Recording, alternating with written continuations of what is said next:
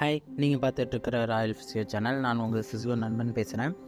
இன்றைக்கி நம்ம பார்க்க போகிற டாபிக் என்ன அப்படின்னு பார்த்தீங்கன்னா, பேக் பெயின் உள்ள பேஷண்ட்டுக்கு அவங்க பைக் ட்ரைவ் பண்ணாங்கன்னா பெயின் அதிகமாகுமா அப்படின்னு நிறைய பேர் கேட்டிருந்தீங்க. பெயின் அதிகமாகும், அப்போ அதுக்கு ஏற்ற மாதிரியான பைக் ஏதாவது சஜஸ்ட் பண்ணுங்கள் அப்படின்னும் கேட்டிருந்தாங்க. அதுவும் இந்த வீடியோவில் இருக்குது. அப்புறம் பெயின் அதிகமாகாமல் எப்படி பைக் ட்ரைவ் பண்ணணும் அப்படின்றதையும் நம்ம இந்த வீடியோவில் சொல்ல போகிறோம். இந்த வீடியோவை நீங்கள் ஃபுல்லாக பார்க்கணும் அப்படின்னு நினைக்கிறீங்கன்னா ஸ்கிப் பண்ணாமல் பாருங்கள். அப்போ தான் இந்த வீடியோ வந்து நிறைய பேருக்கு சஜஸ்ட் பண்ணணும். அது மட்டும் இல்லாமல் வேறு யாருக்காவது பேக் பெயின் இருக்குது அப்படின்னா அவங்களுக்கு இந்த வீடியோவை ஷேர் பண்ணுங்கள். ஏன்னா நம்ம சேனலுக்கு கொஞ்சம் ரீச் கம்மியாக இருக்குது. கொஞ்சம் ரீச் அதிகமாக இருந்ததுன்னா நானும் இன்னும் நல்லா இனர்வேட்டிவான வீடியோஸ் மேக் பண்ண ஹெல்ப் பண்ணோம். அதே மாதிரி இந்த வீடியோலாம் பிடிச்சிருந்ததுன்னா மறக்காமல் லைக் பண்ண மறந்துடாதீங்க. நம்ம சேனலுக்கு நீங்கள் புதுசாக இருந்தீங்கன்னா மறக்காமல் சப்ஸ்கிரைப் பண்ணிவிட்டு இந்த வீடியோவை கண்டினியூவாக பாருங்கள். வாங்க நம்ம இப்போ வீடியோக்குள்ளே போகலாம்.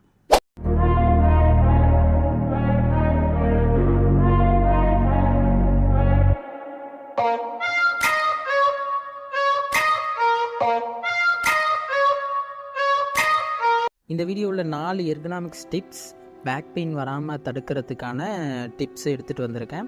அது இல்லாமல் அடிஷ்னலாக ஒரு இன்ஃபர்மேஷனும் கொண்டு வந்திருக்கேன். அது என்னன்ட்டு கடைசியாக சொல்கிறேன். அது என்னன்றதை பார்க்குறதுக்கு முன்னாடி நம்ம மற்ற எர்கனாமிக் டிப்ஸை வந்து பார்த்துருவோம்.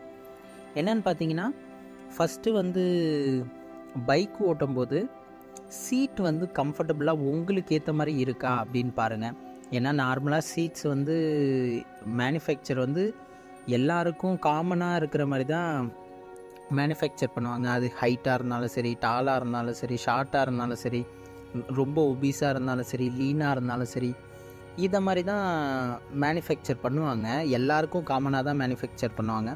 பட் கஸ்டமைஸ் பண்ணணும். உங்களுக்கு ஏற்ற மாதிரி பைக்கை உங்களுக்கு பிடிச்ச மாதிரி நீங்கள் மாற்றிக்கணும். ஏன்னா சில பேருக்கு வந்து சீட்டில் வந்து குஷன் இல்லைன்னா உட்காந்த பேக் வந்து ரொம்ப பெயின் இருக்கிற மாதிரி இருக்கும், இரிட்டேட் பண்ணுற மாதிரி இருக்கும், எரிச்சல் இருக்கும். அப்படி இருக்கிறவங்க கடையில் கொண்டு போய் கொடுத்து குஷன் மட்டும் ஆட் பண்ணிக்கணும் சீட்ஸு. சில பேருக்கு சாஃப்ட் குஷன் வேணாம், ஹார்ட் குஷன் வேணும் அப்படின்னு கேட்குறீங்கன்னா ஹார்ட் குஷன் ஆட் பண்ணிக்கணும். இந்த மாதிரி நீங்கள் எது ஆட் பண்ணணும் அப்படின்னாலும் நீங்கள் அதை கடையில் கொடுத்து ஆட் பண்ணிக்கிறது உங்களுக்கு பெட்டராக இருக்கும். அடுத்தது பார்த்தீங்க அப்படின்னா, முதுகு வலி இருக்கிறவங்க எல்எஸ் பெல்ட் அப்படின்னு ஒன்று விற்கிது.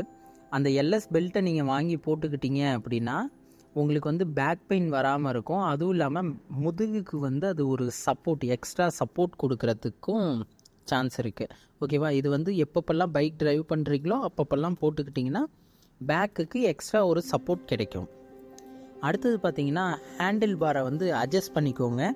ஏன்னா ஹேண்டில் பாரை வந்து இப்போ எல்லாருமே ஸ்டைலு அப்படின்றதுனால லாங் ஹேண்டில் வச்சுக்கிறாங்க, இல்லைனா ஷார்ட் ஹேண்டில் வச்சுக்கிறாங்க. ஷார்ட் ஹேண்டில் வந்து கட்டடிச்சு ஓட்டணும் அப்படின்றதுக்காக ஷார்ட் ஹேண்டில் வைக்கிறாங்க.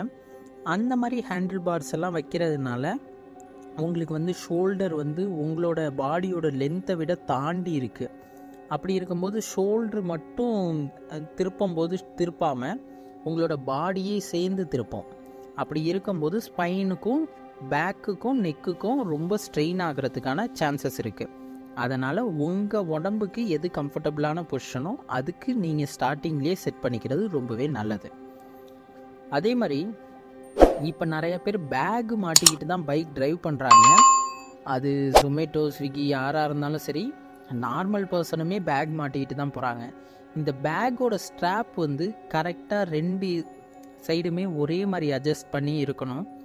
ஒரு சைடில் மட்டும் லோடு விழுகிற மாதிரி இருந்தது அப்படின்னா உங்களுக்கு அந்த பேக் பெயின் வரதுக்கான சான்சஸ் இருக்குது. அதுவும் இல்லாமல் ஷோல்டர் பெயின், நெக் பெயினும் வரதுக்கான சான்சஸ் இருக்குது.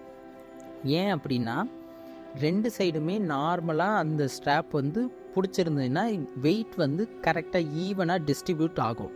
அப்படி இல்லை அப்படின்னா ஒன் சைடாக வெயிட் வந்து டிஸ்ட்ரிபியூட் ஆகும். அப்போ ஒரு சைடில் உள்ள மசில் மட்டும் ரொம்ப டைட்டாக பிடிச்சிருக்கிற மாதிரி இருக்கும். அதனால் அந்த மசில்ஸ் எல்லாம் ஃபெட்டிக் ஆகும்போது அப்போ ஒரு சைடில் வந்து பெயின் வரதுக்கான சான்சஸ் இருக்குது. அதே மாதிரி லாங் ட்ரைவ்ஸ் போகிறவங்க அப்படி யாராவது இருக்கீங்கன்னா அவங்களுக்காக தான் இந்த டிப்பு. லாங் ட்ரைவ் ஃப்ரீக்வெண்ட்டாக அடிக்கடி போகிறவங்களா இருந்தீங்க அப்படின்னா கண்டிப்பாக ஒரு 1 hour ஒன்ஸாவது பிரேக் எடுக்கணும். பிரேக் எடுத்து ஸ்ட்ரெச்சஸ் பண்ணணும்.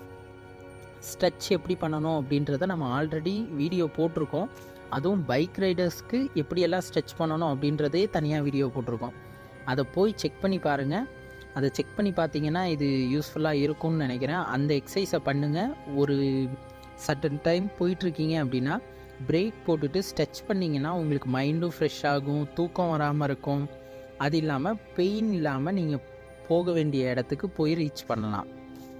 இந்த அடிஷ்னலாக ஒரு இன்ஃபர்மேஷன் சொல்கிறேன் அப்படின்னு சொல்லியிருந்தேன்ல, அது என்னன்னு பார்த்தீங்கன்னா, எந்த பைக் வந்து பேக் பெயின் வராமல் இருக்கிறதுக்கு ஹெல்ப் பண்ணும், ஓரளவுக்கு சப்போர்ட் பண்ணும் அப்படின்னு கேட்டிங்கன்னா, நிறையா பைக்ஸ் பார்த்தீங்கன்னா காஸ்ட்லியாக ப்ரீமியம் பைக்ஸாக இருக்குது, கஸ்டமைஸ் பைக்காக.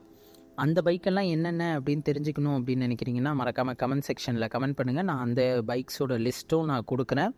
நான் அது இல்லாமல் வீடியோ மேக் பண்ணி போடவும் ரெடியாக இருக்கேன். பட்ஜெட் ரேஞ்சில் எல்லோரும் ஏன்னா காமனாக பட்ஜெட் ரேஞ்சில் தான் பைக்ஸ் எதிர்பார்ப்பீங்க. அது என்ன பட்ஜெட் ரேஞ்சில் அப்படின்னு பார்த்தீங்கன்னா, நார்மலாக பார்த்தோன்னா இந்த லேடிஸ் ட்ரைவ் பண்ணுற ஸ்கூட்டி பெப்பாக இருக்கட்டும், வெஸ்பா, அந்த மாதிரி எக்ஸல், இந்த மாதிரியான பைக்ஸ் எல்லாம் நீங்கள் யூஸ் பண்ணுறது பெட்டர். ஏன் அப்படின்னா உங்களோட ஹிப்பும் நீ ஜாயிண்ட்டும் ஸ்ட்ரைட்டாக 90 டிகிரியில் இருக்கும்போது உங்களோட பேக் வந்து ரிலாக்ஸ்டாக இருக்கும். அப்படி ரிலாக்ஸ்டாக இருக்கும்போது உங்களுக்கு எந்த ஒரு பெயினும் ஃபீல் ஆகாது, ஸ்ட்ரெச்சஸும் ஃபீல் ஆகாது. அப்படி ஃபீல் ஆகாமல் ரிலாக்ஸ்டு பொசிஷனில் இருக்கிறதுனால உங்களுக்கு பேக்கில் உழுவுற ஸ்ட்ரெஸ் வந்து குறையும். இதனால் பேக் பெயின் வராமல் இருக்கிறதுக்கு ஹெல்ப் பண்ணுது அந்த பைக்ஸ். ஓகே, இந்த வீடியோ உங்களுக்கு பிடிச்சிருக்குன்னு நம்புகிறேன். இதே மாதிரி பயனுள்ள தகவல் வேணும் அப்படின்னு நினைக்கிறீங்கன்னா மறக்காம ராயல் ஃபிசியோ சேனலை சப்ஸ்கிரைப் பண்ணிக்கோங்க. இதே மாதிரி அடுத்த வீடியோவில் சந்திப்போம். And then bye.